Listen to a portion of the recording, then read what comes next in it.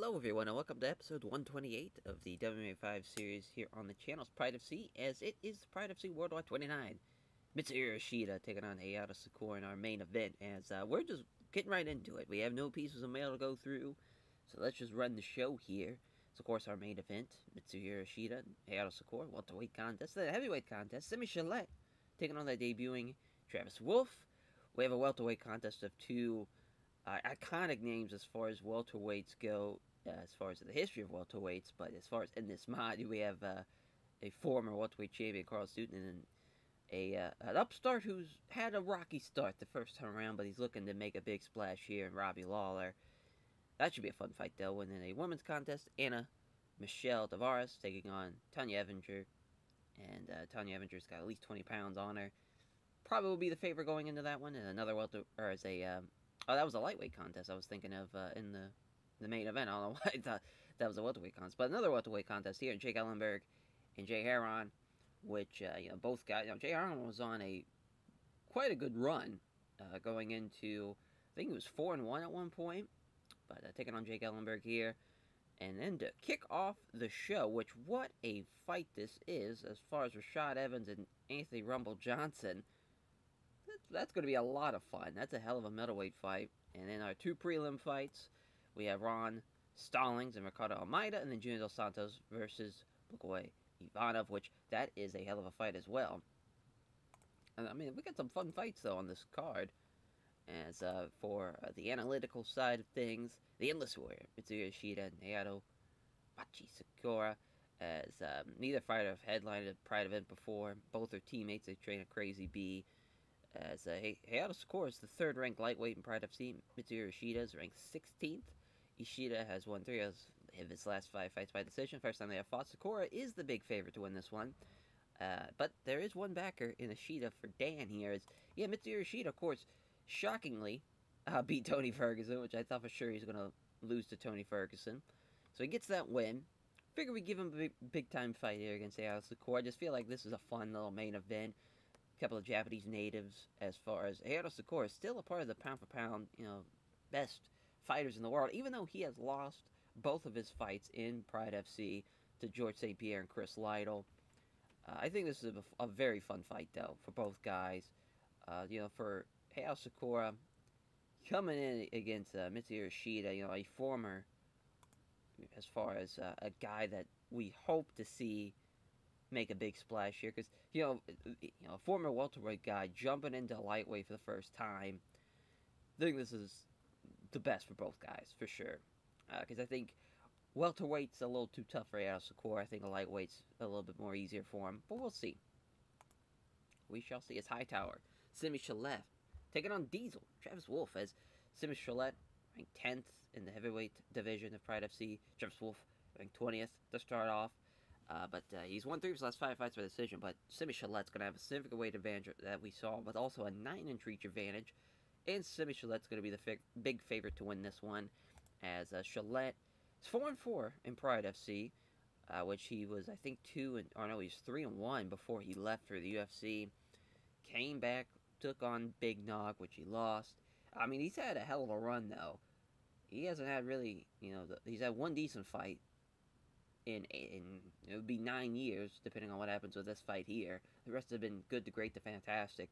He's been fantastic, though. I love Simi Chalet so much, and he's had some very fun fights. I mean, he's beaten Fedor Emelianenko, he's beaten Andrei Arlovski, Pedro Izzo even, Mark Kerr. He's beaten some big names, and he's fought some big names, too.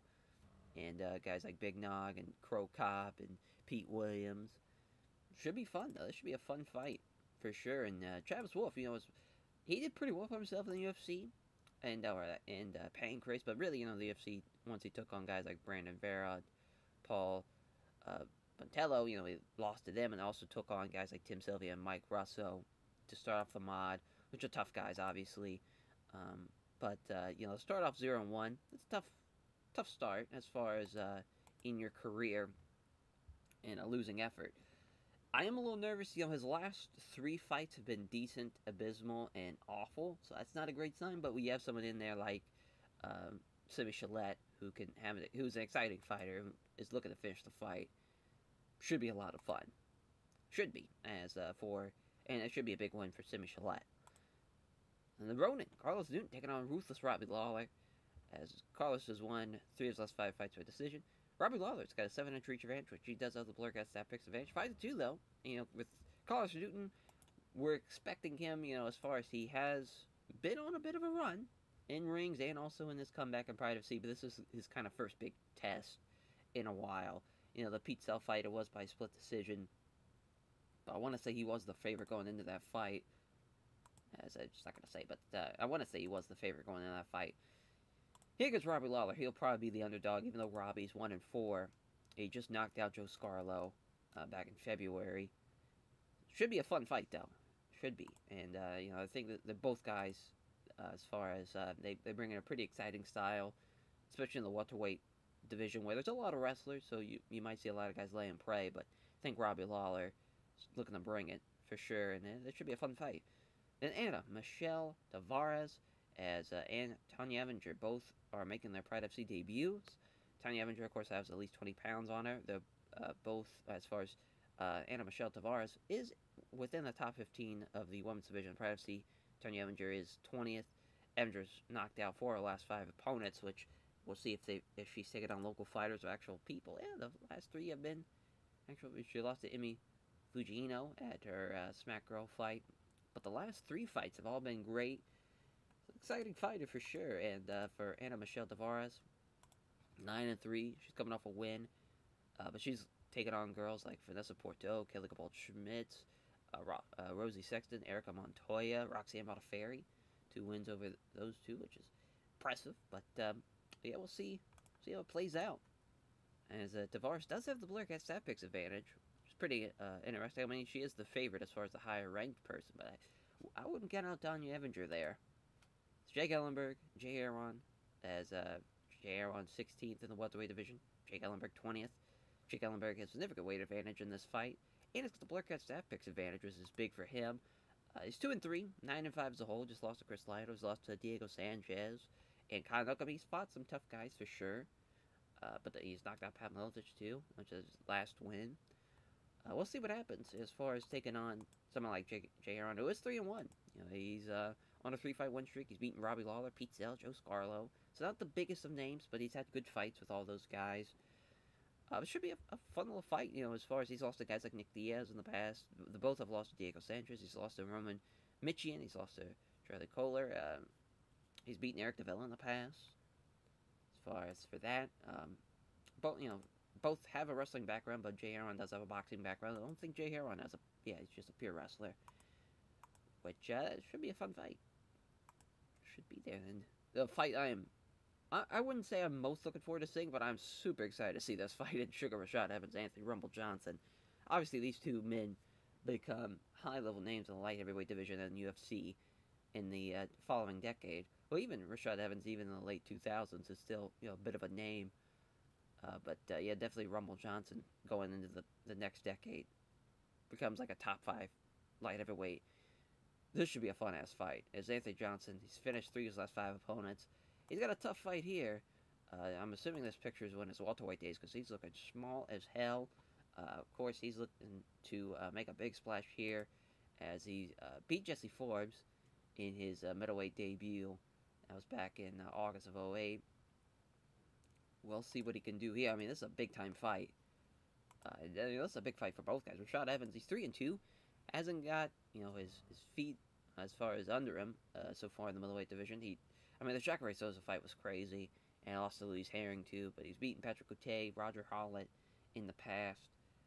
Hasn't had that, he's had good to average fights. He had a great fight at MFC back in 2004. But would love to get him a big fight here against Rumble Johnson, and both guys are looking for a big win to kick off the taping. In our prelims, as Ron Stallings, Ricardo Almeida, as Almeida submitted 3 of his last 5 opponents. Almeida hasn't won since May of 2007. This is a Pride debut for Ron Stallings, who's going to have a significant weight advantage, and he's probably the favorite going into this one. He's 11-4. He's been a part of Cage Warriors and Mecca, and just kind of local shows. He even had a jungle fight back in 2007. We really have no idea how he's going to go as far as coming in off a loss is always a weird thing, but he was the Cage Warriors, want to say, middleweight champion, yeah? yeah, I want to say, yeah, he was the middleweight champion. So, former Cage Warriors middleweight champion, so he does have that accolade, but we'll see how see how it goes here against Ricardo Almeida, who's hasn't, he had the one fight back in January against Nate Corey, which that's a tough fight, but he's, as far as he's lost to Alex Schoonover, he's lost to Andrei Simonov, Flavio Luis Mora, he's beaten Melvin Manhoef, which is pretty impressive. It's the one round contest in M1. He's beaten David Luzo, he's beaten Jorge Rivera as well. Looks to win by rear naked choke for Ricardo Almeida. So gotta watch out for that if you're on Stallings. Then another fight I'm super excited to see in Junior Dos Santos and Ivanov. Ivanov does have a significant weight advantage, but a 7-inch reach advantage for Junior Dos Santos, of course, has some fucking dynamite in his fucking hands. This could be over in an instant. But someone to not overlook. Ivanov, high-level Sambo guy. Someone that could definitely control you up against the ropes. Junior Dos Santos, 2-1 though. He lost to Gilbert Yvel, but he just beat Daniel Puder, which is no easy feat in this series. But we'll see how he does. Yeah, he's 6'4". He's got a tower over Bulgakoy, who is 1-1. He just lost to Bigfoot Silva in October. Yeah, that should be a fun fight. We'll see how it goes here. To start off the prelim, minus 480. Yeah, Junior Dos Santos, heavy favorite. Yuji Shimada's referee. Ringside judges says, yeah, towering over him is Dos Santos, so 6'4", 240. Still not the bigger man though. Bulgakoy, even though he's 5'11", he's 251. So here we go. They touch gloves. Dos Santos trying to pressure him. There's a counter jab. As a jab lands, but misses the body kick, or the body shot, rather, as Bulgakoy comes in looking to engage. There's a jab, the left hook's blocked. Good takedown attempt here from Bulgakoy, but Dos Santos stops it. He's got him up against the ropes. This is kind of his game plan here, as they're going to remain there for a couple of minutes here. He's got him trapped up against the ropes again.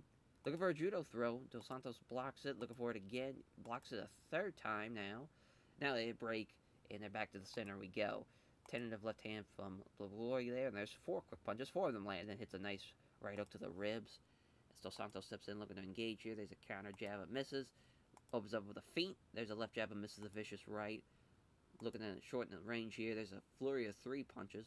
All of them landing, and then there he catches Bulgakoy with another right hook to the body. Counter right, but doesn't connect. Another flurry here. As he can't connect to the right to the body, though, it ends out on that flurry. As he's stalking forward, pressuring him now. Tries to hit a jab, but misses. As he connects to the jab, but Bulgakoy evades the big right punch. Halfway point in the first round now, as they go toe-to-toe with strikes, but neither fighter really lands anything damaging. Dos Santos studying his opponent, looking pretty relaxed, confident at this point. See, he hasn't been in too much of trouble. He was kind of losing out in the beginning of the fight, but he's definitely landed a couple of shots here. Bulgakoy looking to engage. As he scores with the jab, but the left hook's blocked. As here comes 4 quick punches. 3 of them land, but the big right hand's blocked. As Bulgakoy steps in, walks in all the way by Dos Santos, misses the left hook, and here comes a counter with a left jab and a great right hook. As Dos Santos steps forward, looking to finish him now. But Bulgakoy fires off a counter jab, but doesn't connect. Dos Santos using the left jab, but Bulgakoy steps back to avoid the right to the body as he lets Bulgakoy step in. He's ready for the counter. As he misses the left hook, here comes the counter. As it's a quick jab, so followed by a left hook to the side of the body.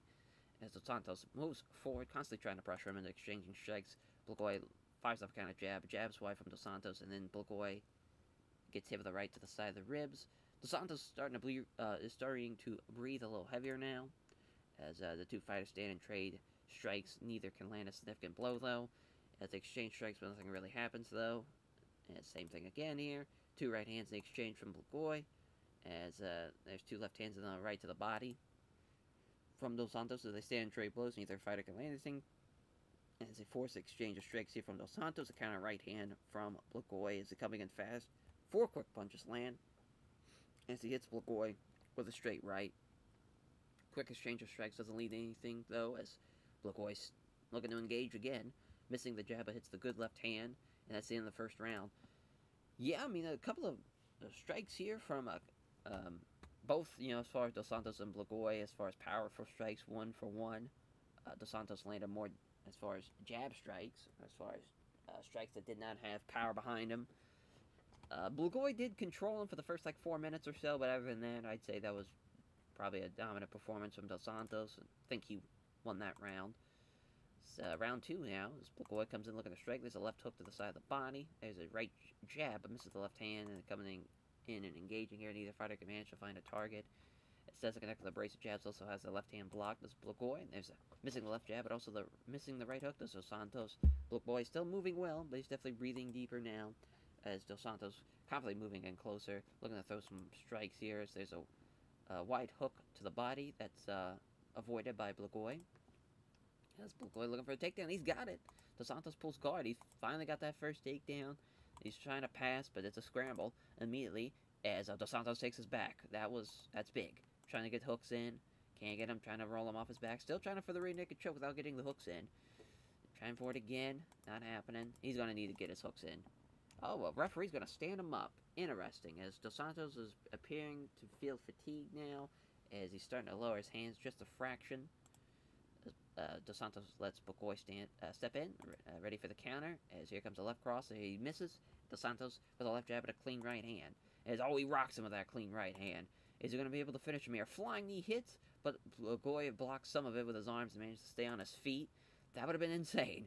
Goes for another flying knee, but doesn't land clean enough again. So he's staggered, but he's still not dropped, and he survives. What a end to that round that was. That was crazy. I mean, Blagoy looked like he was going to win that round, and then he gets rocked with a huge counter, and then a couple of flying knees that barely connect. Oh, that was huge. Yeah, it's going to come down to this third round here. Let's see what happens. As Blagoy looked like he was about to shoot, but Dos Santos simply took the initiative here. There's a left jab and misses the vicious right hand. Dos Santos is just blown up at this point, as Blagoy scores a left jab that has a left hook blocked. Dos Santos hits a left jab and doesn't find the reach on the hook to the body. Blagoy's definitely slowing down. His gas tank's being challenged here as Dos Santos lets Ivanov step in and engage. There's a right jab, misses the left hook, steps in all the way, watched in by Dos Santos. There's a right jab, but has the left hand absorbed on the gloves. There's a left to the body from Dos Santos.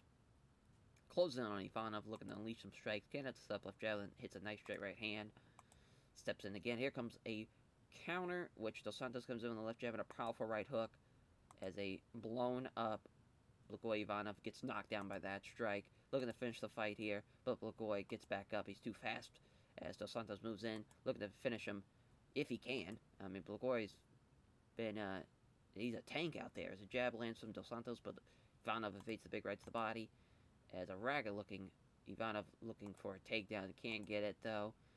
Looking to get him up against the ropes, which this is where he pins him and is able to keep him up against the ropes, which seems like a great strategy. Looking for a judo throw, and he's got it.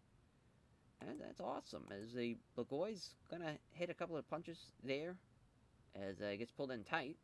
It takes a couple of short punches to the side of the face, and that is the end of the fight. This should be an interesting one, because you have a knockdown, you have a couple of big-time strikes. Junior Dos Santos, I would probably venture he's going to win this fight. Yep.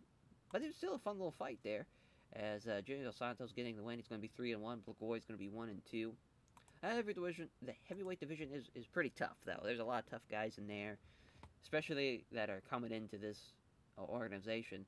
Guys like Junior Dos Santos, guys like Cain Velasquez and Blagoy, and there's a lot of tough guys. As Junior Dos Santos thinks everyone connected to Universal de Luta for helping him prepare for the fight, and his sponsors for supporting him financially. He says it's a tough fight is to show respect to Blagoy Ivanov. So next prelim, Ron Stallings taking on Ricardo Almeida. It's minus 280 for Ron Stallings, plus 220 for Ricardo Almeida, of course, part of Ricardo Almeida's jiu-jitsu. We'll see what both guys have 11 wins. We'll see what happens. Yuji Shimada staying out there. Fight begins, they touch gloves. Stallings looked like he was about to see a shot, but Almeida stepped in fast and clinches with him, looking for a sweep. Doesn't work, though. Stallings has control of it now, looking for a more tight clinch. As he fights it off and manages to slip out of it entirely. Now it's Almeida looking for a takedown. Great sprawl, though, pushing him down on his hands and knees and looking for a Darce choke. My God, losing grip, and here comes a scramble as Almeida's up first, but he's grabbed behind the waist here. Stallings looking to drag him back down. He does so. Almeida tried to fight it off, but the battle was not going to win, though. Upon impact, though, Stallings loses control of it, and here comes another scramble. As Stallings on his back, pulling guard. Wow, as Almeida's trying to pass guard, can't find a way past it. Stallings is trying to pull him in close to smother him, doesn't get anywhere with that. Trying to pass. struggles, but he cannot find a way past it. He's stuck there in guard. He does so. He finally passes, but it's only in the half guard. Almeida throws a few strikes without Vadim. Throws a few right hands, looking for an underhook, looking to scramble, but Almeida ends up in half guard. And is looking to try and scramble to a Stallings, but Almeida was quick to prevent that. Pounds with some rights, fails landing anything significant. Blocks another attempt to scramble.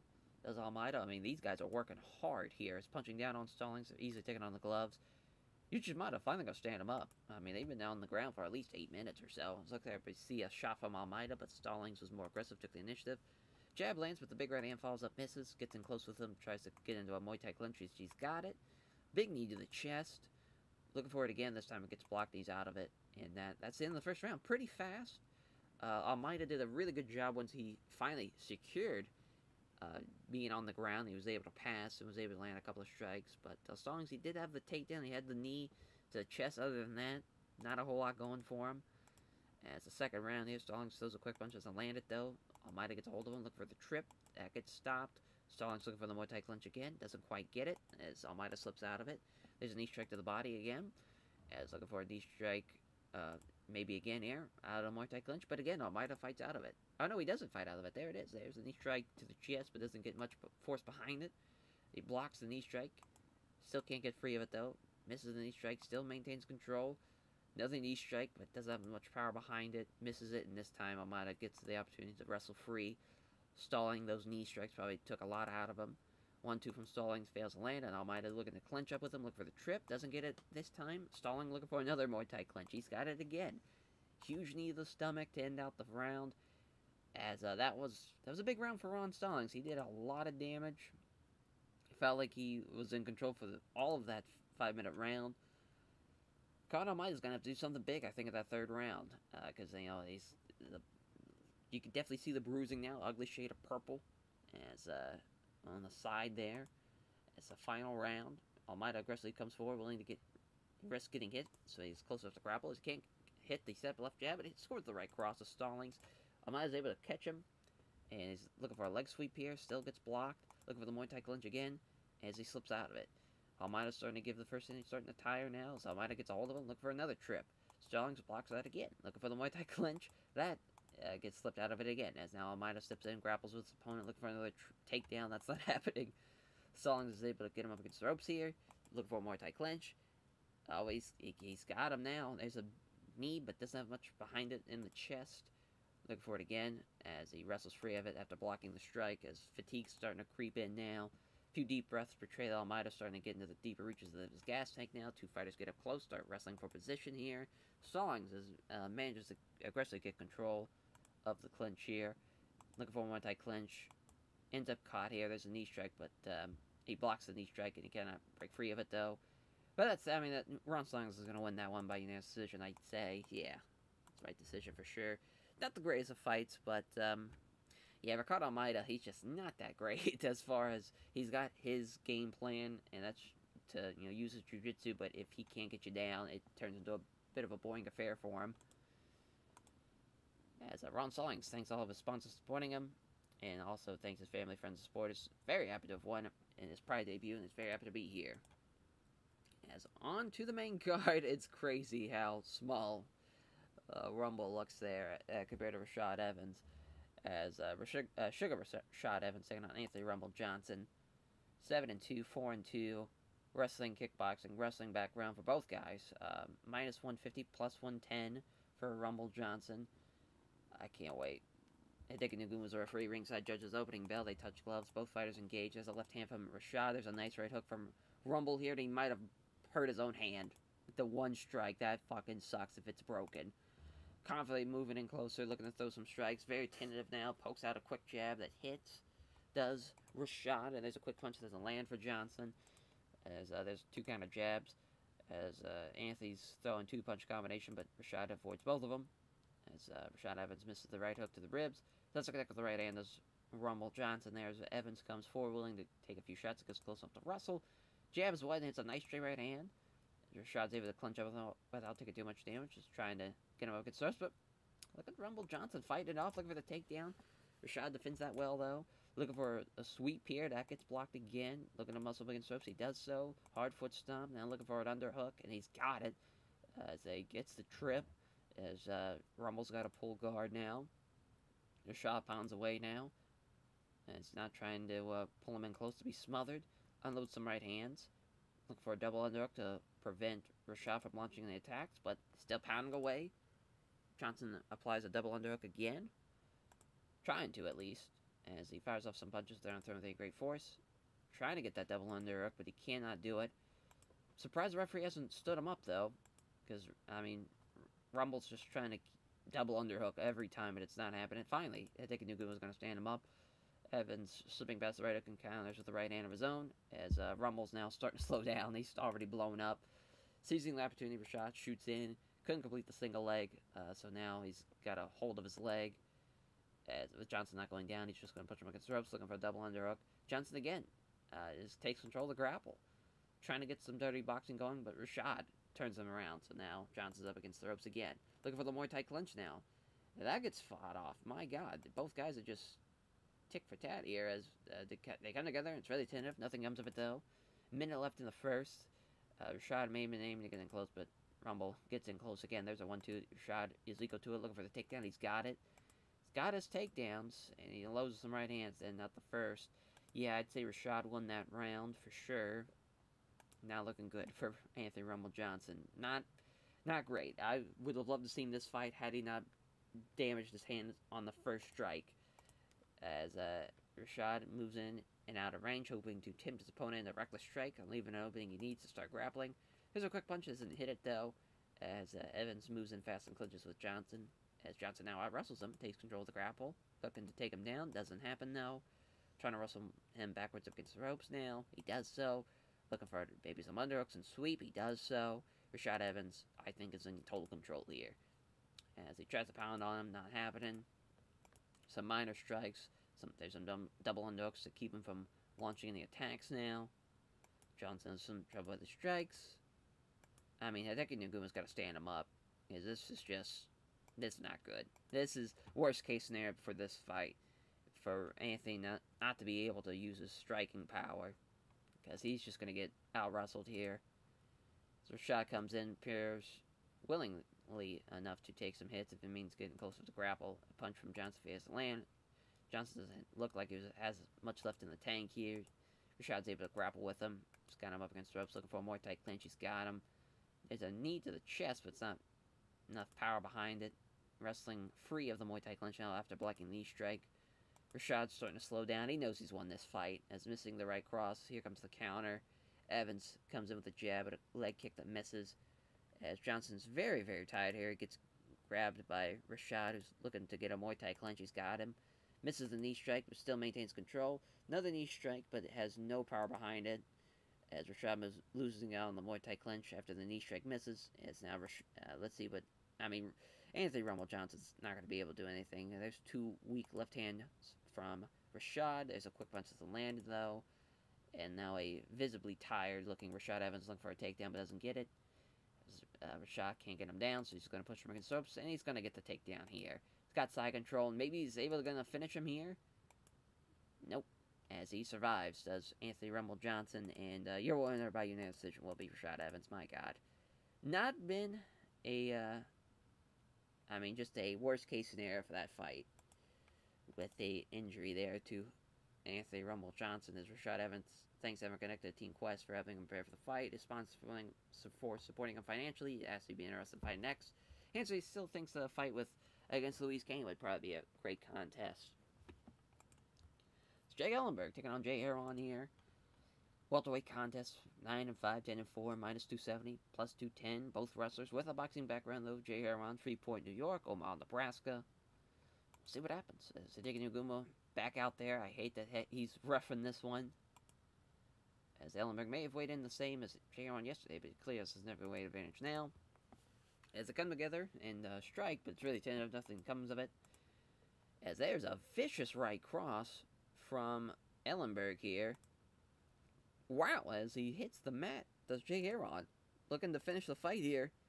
That might be it. He's going limp.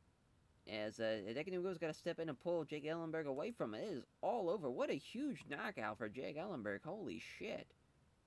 Did not see that coming. That's a nice turn of good fortune for this card. Wow. Nice win there. Giving thanks. He praised his team at Air House, his various sponsors, and all the fans who came and supported him. He asked about the knockouts. Says he's managed to land that last shot perfectly. And he knows he can rely on his punching power there. That's a huge win, though. As WMMA making their Pride FC debuts as Ana Michelle Tavares taking on Tanya Evinger. Oak Grove, Missouri. Brazil for Ana Michelle Tavares. Jiu-Jitsu, Muay Thai background. Boxing, wrestling background for Tanya Evinger. Team Link. No team for Ana Michelle Tavares. Ivanov referee, ringside judges. Here we go. They touch gloves. Tavares looking to shoot in on Evinger, but isn't able to get the takedown. So driving up against the ropes, looking for a trip. He's got it. As grab both legs here. Does Ana Michelle Tavares and just got side control. But looking for an armbar. That would have been nuts. As trying to go for an armbar again. Looking for a Von Flue choke. Oh my god. Ana Michelle Tavares throwing all the submissions at her. Looking to get mount now. Almost gets it, but Evinger bucks her hips, and there's a scramble. Looking for a guillotine off of that. Oh my god, that was crazy. Ana Michelle Tavares is a fucking assassin down there. We rarely see that, where it's a scramble and someone sees an opening for a guillotine, and she sunk that in tight. I mean, that was crazy. Yeah, Ana Michelle Tavares is someone to watch out for sure. Oh, that was nuts. Ana Michelle Tavares name checks all of her sponsors, all of her friends, and all her fans came out supporters as she celebrates winning her debut fight in Pride FC. Next contest, Mayweather is rolling through the card now as Ruthless Robbie Lawler, the Ronin Carlos Newton, 19-12-1, 11-7. The favorite Robbie Lawler here. Yuji Shimada's referee, ringside judges. Here we go. They touch gloves. Newton looks for the takedown, can't get it though. Looking to drive him against the ropes. Does so, looking for the trip. He's got him. Lawler's down on his back. He's left pulling guard. Or I think half guard. Yeah, pulling half guard. He's trying to get his leg free, trying to get better position. It's a scramble. As Lawler ends up on the bottom, and Newton's in side control. Blocks the transition now. A few strikes here looking for Kimura. He's got it! Robbie Lawler gets caught in a Kimura, and Carlos Newton with a huge win. My god. 20th win for Carlos Newton. That's awesome. Tough break for Robbie Lawler. Man. Fucking Kimura out of nowhere. As Carlos Newton gives a name check to everyone at Revolution Fight Team, all his various sponsors, and all of his friends, famous sports. Nice little upset. For Carlos Newton, we're already at the co-main now. The High Tower. Simi Chalet taking on Diesel. Travis Wolf.